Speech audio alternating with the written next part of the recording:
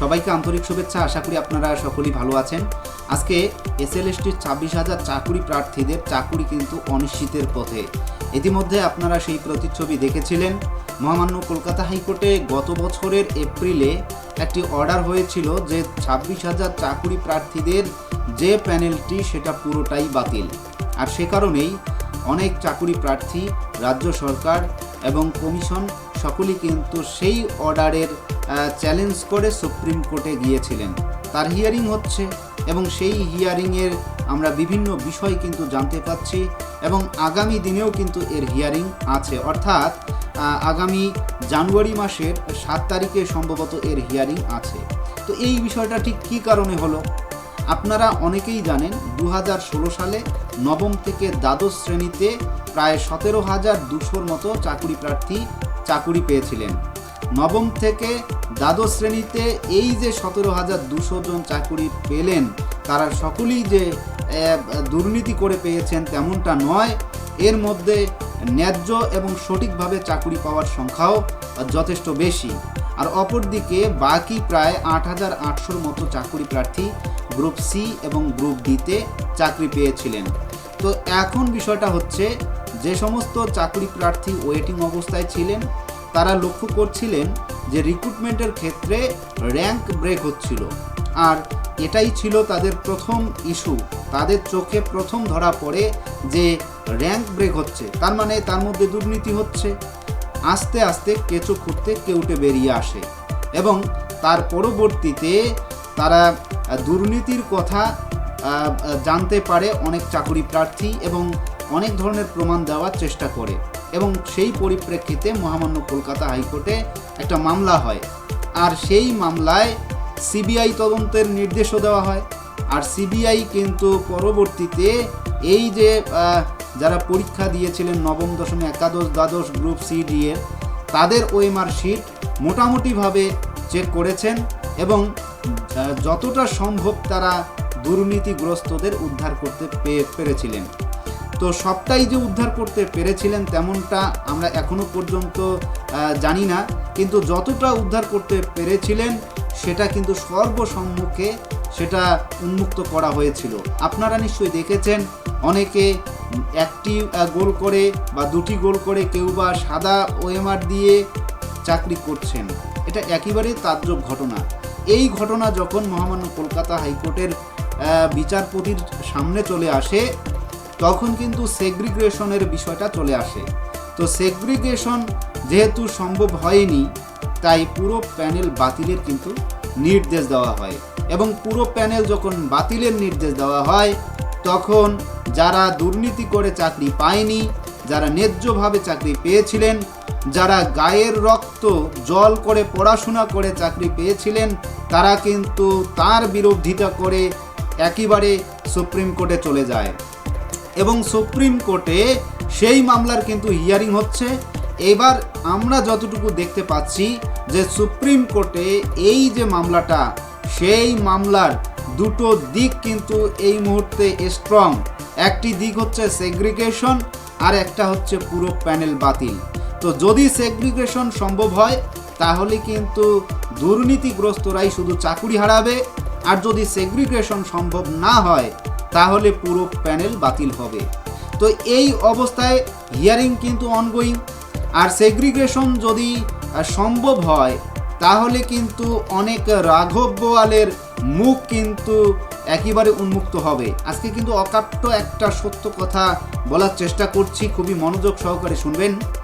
যদি এই সেগ্রিগেশন সম্ভব হয়, যদি সেগ্রিগেশন করে কমিশন, তাহলে কিন্তু যে সমস্ত চাকরি প্রার্থী দুর্নীতি করে চাকরি পেয়েছিলেন তারা কিন্তু একেবারেই সব কিছু উন্মুক্ত করে দেবে। কেননা তারা কোথায়, কিভাবে, কার সঙ্গে যোগাযোগ করে দুর্নীতি করেছেন সেই বিষয়টা সর্বসম্মুখে চলে আসবে। সে কারণেই এটা কিন্তু সেগ্রিগেশন করার একেবারে মন নেই অনেকের, এটা আমি বলবো।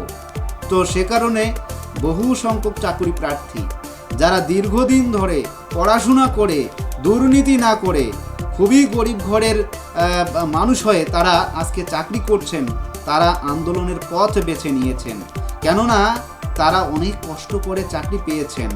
তাদের অবশ্যই সময়ের মূল্য রয়েছে, তাদের অনেকের বাচ্চা কাচ্চা বড় হয়েছে, তাদের ভবিষ্যৎ বা স্বপ্ন একেবারে আলাদা রকমের। তাহলে কেন তারা এই দুর্নীতি পরায়ণদের যে শাস্তি, তারাও কেন একই শাস্তি ভোগ করবে? এই মুহূর্তে যে প্রতিচ্ছবিটা আপনারা দেখতে পাচ্ছেন না, সেটা তারই একটা প্রতিফল। তারা চাচ্ছে যত দ্রুত সম্ভব সেগ্রিগেশন করুক, সেগ্রিগেশন হলে দুর্নীতিগ্রস্তরা একেবারে চাকরি থেকে বরখাস্ত হবে এবং যারা ন্যায্যভাবে চাকরি পেয়েছেন তাদের চাকরিটা বহাল থাকবে। আর সেই বিষয় সম্পর্কে জানানোর উদ্দেশ্যে ইতিমধ্যে কলকাতার রাজপথে আপনারা দেখেছেন নবম থেকে দ্বাদশ শ্রেণী গ্রুপ সি ডি এর যে সমস্ত চাকুরি প্রার্থী চাকুরিরত অবস্থায় রয়েছেন, যারা ন্যায্যভাবে চাকরি পেয়েছেন, তারা কিন্তু আন্দোলন এবং অবস্থানের পথ বেছে নিয়েছেন। তো আমিও বলবো, যারা ন্যায্যভাবে চাকরি পেয়েছেন অবশ্যই আন্দোলনের পথ বেছে নিন এবং সবাইকে জানিয়ে দিন যে আপনারা দুর্নীতি করে চাকরি পাননি, আপনারা পড়াশোনা করে চাকরি পেয়েছেন। তাই আগামী দিনে আপনাদের চাকরিটা বহাল থাকুক, সেই দাবি আপনারা বারংবার করুন। ইতিমধ্যে অনেকেই কিন্তু নানান ধরনের প্রশ্ন তুলছেন, রাজনৈতিক মহল থেকে শুরু করে শিক্ষাবিদরা। কেননা একটা যেখানে শিক্ষা প্রতিষ্ঠান, যেখানে উচ্চ লেভেলের পড়াশোনা হবে, যে জায়গাতে মানুষ গড়ার একটা কারখানা যেখানে, সেখানেই দুর্নীতি, এটা একেবারে বিস্ময়কর ঘটনা। ইতিমধ্যে সেই বিষয় সম্পর্কে যারা শিক্ষাবিদ রয়েছেন তারা যতটুকু মতামত জ্ঞাপন করছেন আমরা শুনছি, তারা যতটুকু জানাচ্ছে, যদি সেগ্রিগেশন করতে না পারে WBSSC, তাহলে ধরে নিতে হবে যে এই সেগ্রিগেশন করলে অনেকেই ধরা পড়বে, সেই ভয়ে WBSSC সেগ্রিগেশন করছে না। এটা কিন্তু বারংবার অনেকেই কিন্তু এই কথাটা বলছেন।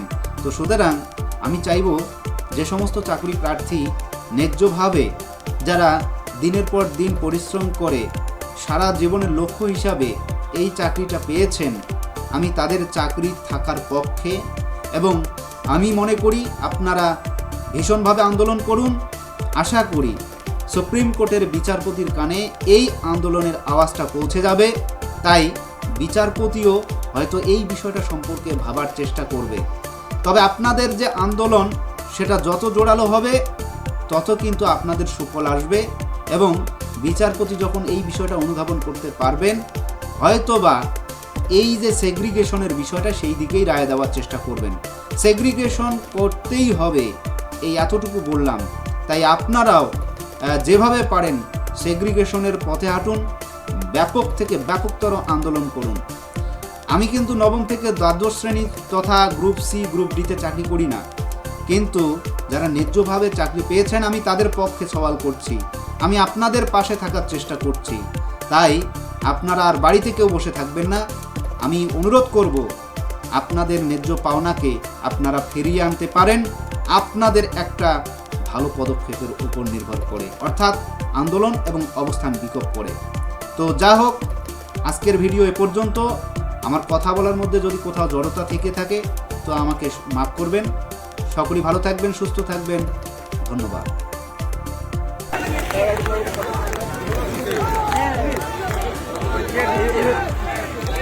এইভাবে ভাগ করতে করতে যাও, বুঝলো তো? এইভাবে ভাগ করতে করতে যাও, ধরো। না না না না, হাওয়াটা যা এইভাবে মোটামুটি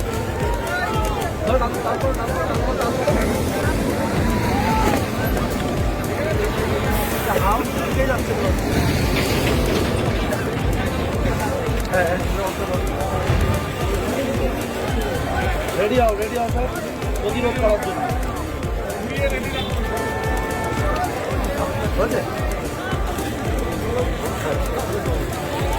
ওই সেই হাওয়া প্রচুর হাওয়া ঢুকে